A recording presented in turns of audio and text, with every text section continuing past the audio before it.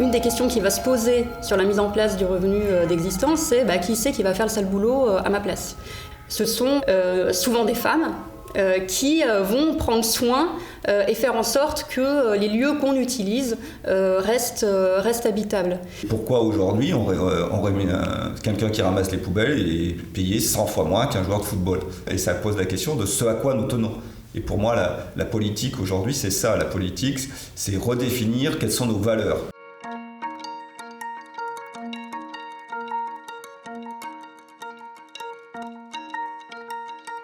Une des grandes choses qui, moi, ne cesse de m'étonner, voire de me stupéfier dans le monde actuel, c'est que les gens qui occupent les emplois les plus nécessaires sont aussi les plus mal payés.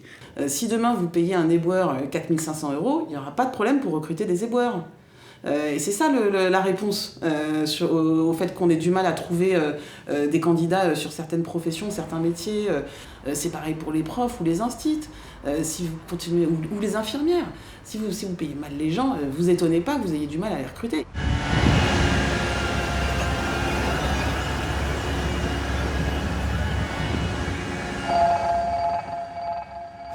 Un exemple type, on parlait par exemple de la question de la place des femmes.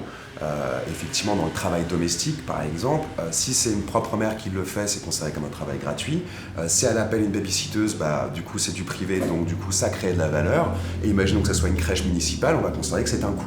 Donc effectivement, c'est comment on perçoit selon qui fait le travail, etc. Qu'est-ce qui est reconnu en tant que valeur. C'est vrai qu'il faut partir aussi d'un certain nombre d'analyses historiques qui fait qu'on en arrive à une logique où c'est pertinent de parler de l'instauration d'un revenu de base ou d'un revenu inconditionnel de citoyenneté ou peu importe, on verra sur la terminologie. Si on prend le Moyen-Âge, au XIIIe siècle, des historiens comme Pierre Classe ont bien montré que le travail c'est une valeur très marginale dans la société. 173 jours travaillés. Voilà. Qu'est-ce qu'il va inventer, comme disait André Gorz, le capitalisme comme innovation sociale majeure? C'est l'illimitation du temps de travail. Il faut savoir qu'en 1883, les femmes vont obtenir en France, ça va être inscrit dans le Code du travail, le fait d'avoir la journée ouvrée de 11 heures. 7 jours sur 7, mais seulement 11 heures à la place de 13.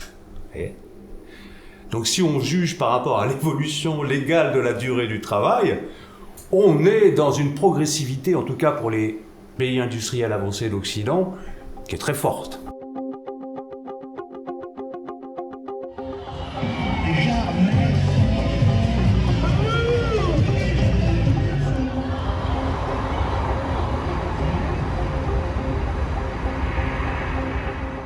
Les personnes épanouies au travail, il n'y en a pas des masses, on ne peut pas dire qu'il y en a beaucoup. En fait, moi je vois bien, quand à chaque fois, souvent je croise des collègues, dès que le lundi, comment tu vas? Comme un lundi. Et puis quand arrive le jeudi, vivement vendredi.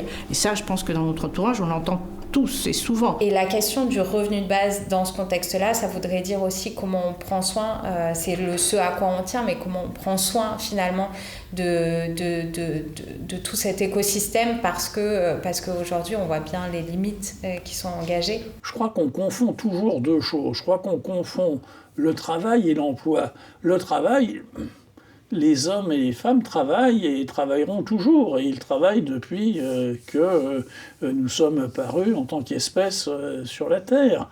Je veux dire, c'est une chose. L'emploi, c'est autre chose. L'emploi, c'est... Dans le travail, il y a une part, évidemment, d'initiative individuelle, de création, de réalisation. Dans l'emploi, on est dans l'exécution de tâches qui sont commandées par d'autres et que l'on doit exécuter. Donc je crois que déjà, il faut bien distinguer ça.